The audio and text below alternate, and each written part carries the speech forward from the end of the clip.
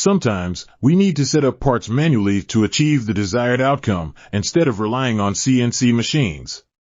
In these situations, we turn to our old school methods to fixture the part correctly. This might involve using a right-angle head and a small dovetail to create the necessary groove. Given the limited space, we have to be innovative and think outside the box to accomplish such intricate details.